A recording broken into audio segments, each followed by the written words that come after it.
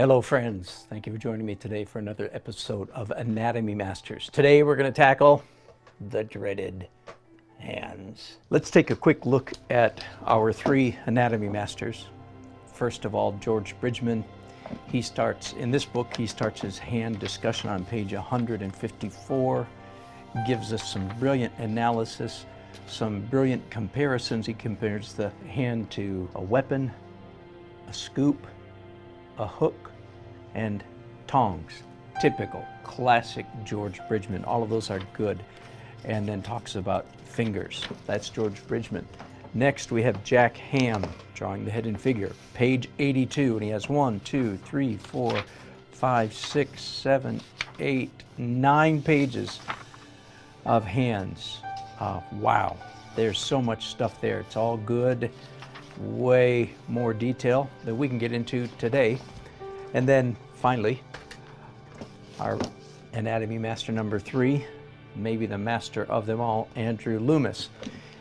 His discussion of hands starts on page 133 and goes 1, 2, 3, 4, 5, 6, 7, 8, 9, 10, 11, 12, 13, 14, 15, 16, 17. Just when you thought it was safe to get back in the water. Oh my goodness. 17 pages of brilliant description and drawings. Now remember, looking at these drawings does you about 5, 7, 8, 9% good. Drawing each of these drawings does you 95, 6, 7, 8% good, okay? So when you look at these books, don't just look, draw. And then I need to step out of the normal anatomy masters and give a special nod to Bern Hogarth. Okay, so the other guys had 10, 15 pages on here. Okay, here is 142 pages on nothing but hands. That's Bern Hogarth. Man, if you want to burn yourself out on learning how to draw hands, this is the book. Whew! Some good stuff there.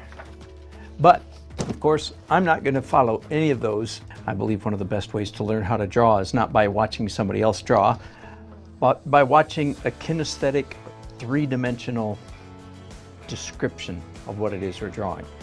So I'm taking this ball of clay, turning it into a nice, fairly thick oatmeal cookie, chocolate chip if you prefer. The first thing we're going to do is to try to draw, as near as we can without getting too uptight, a pentagon. A pentagon is a weird shape to learn how to draw. So you take a few steps if you want. Step number 1, pentagon. Okay? And you're saying, how in the world does that help me draw a hand? Well, first of all, we're not going to draw a hand today. We're actually just going to focus on the palm of the hand. And I don't know if you can see the correlation here between pentagon and a hand, but here it is. 1, 2, 3, 4, 5. Now, of course, we have to make several modifications. Let's start just by cutting out this pentagon. All right, throw away all my scraps there. As you can imagine, there are several modifications we need to make. It's either the back of this hand or the front of this one. Either one will do. The first thing is that this leg of the pentagon is longer, and this one is longer, and these three are shorter. Now, here's how we're going to do that. We're going to take the upper left leg and swivel it down a little bit and cut it off like that. Okay, I'm going to take this piece and set it aside right there. And then this piece is also longer.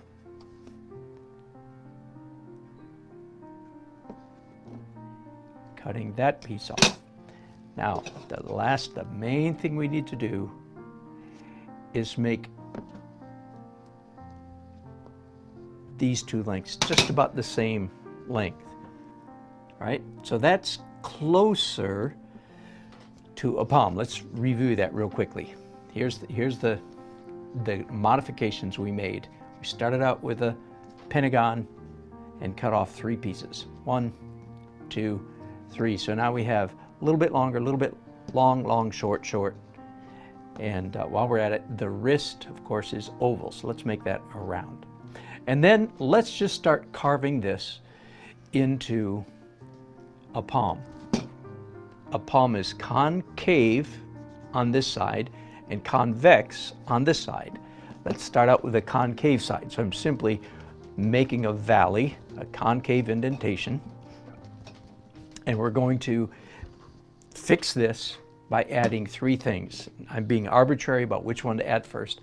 I'm going to start by adding this muscle right here, what I call the karate chop muscle. If you'll grab that with one hand and flex your pinky, you'll see that that's the main muscle that controls the pinky. When you do these 3 fingers, that muscle doesn't contract at all, just when you do your pinky. So that's a real important thick part of the hand, and I'm going to just take a piece of scrap clay here and put it down there to represent that. Then of course you're familiar also with this part of your thumb. What should I call that? The hitchhiking muscle. and again, just take a quick piece of clay and slap that down. And you'll also notice there's a slight rise here by the inside of all 4 of those knuckles. So there you go. Now let's just flatten all those out just a little bit. And that's, you know, for how quickly we did that, that's a fairly decent representation of a palm. Now, we're just going to do 3 simple creases. 1, 2, 3. This is an average.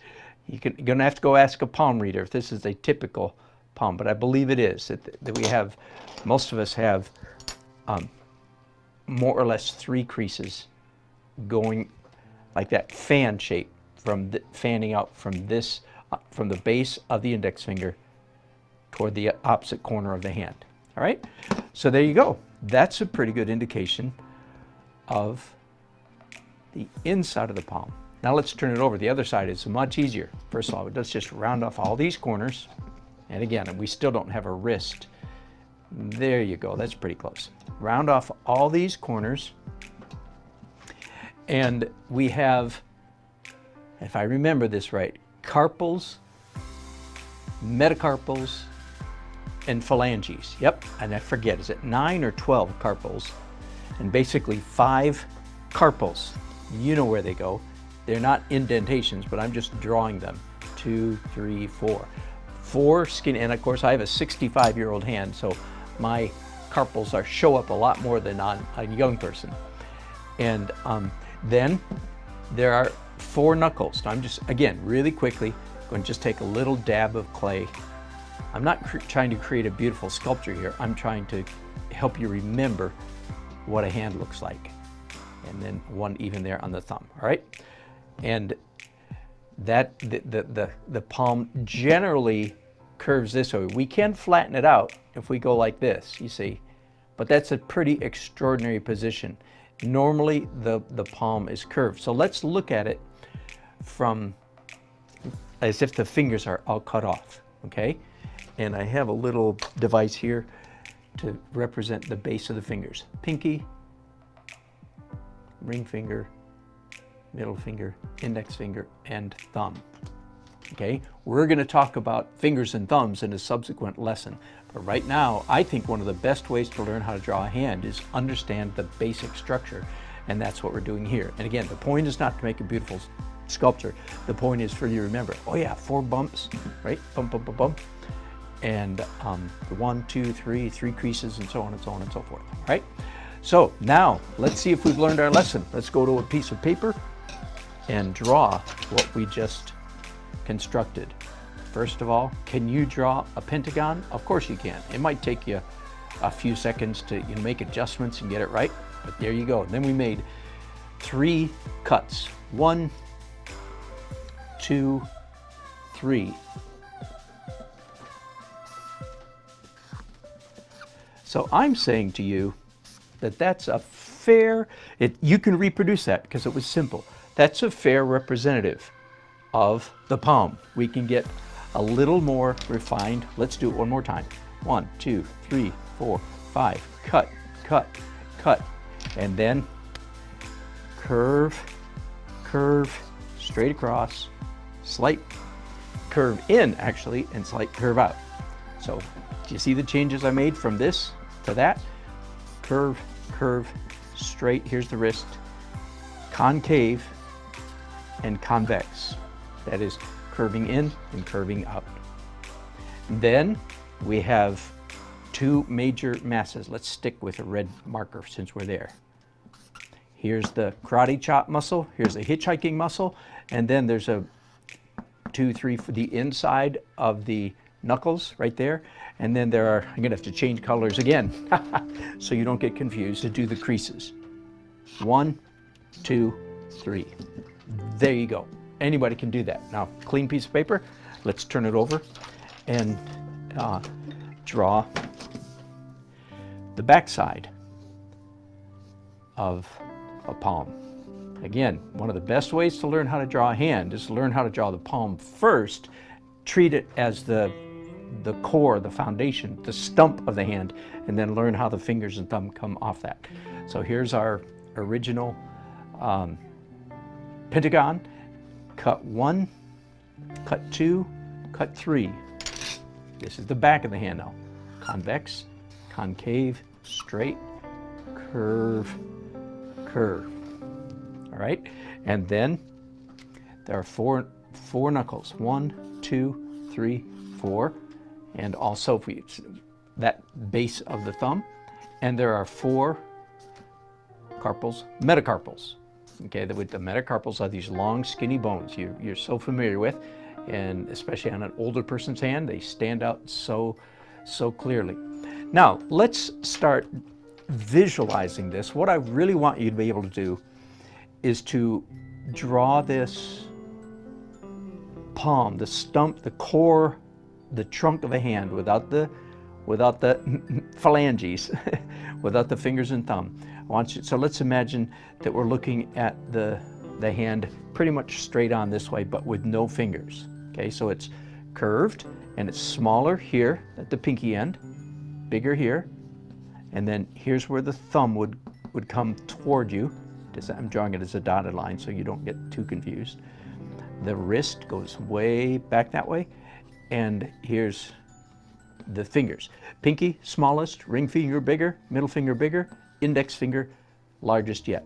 Okay, can you see what I'm trying to indicate here? So this might be a hand that is going something like this. You see, you're looking at it like this. It's a bad pose, but let's draw another one. What you need to be able to do, in my opinion, is not just to see flat things like this. You need to be able to visualize it. Let's do the opposite end now. Here's a wrist. By the way, the wrist dimensions are roughly 1 by 2. Okay, it's twice as wide as it is thick, generally speaking. And let's look down. Thumb, knuckle, 1, 2, 3, 4. Metacarpals. Thumb then goes out this way. We'll work on the fingers later. I don't want you to focus on that. I just want you to visualize this is a hand that's been cut off from it, the wrist. Let's do one more. What can we do? Here's the karate chop muscle. It's turning my hand around this way. And then the pinky goes out like this. Again, we'll work on that later. Here's where the wrist would go. And the thumb could be hanging down this way. And the index finger can be pointing up like that.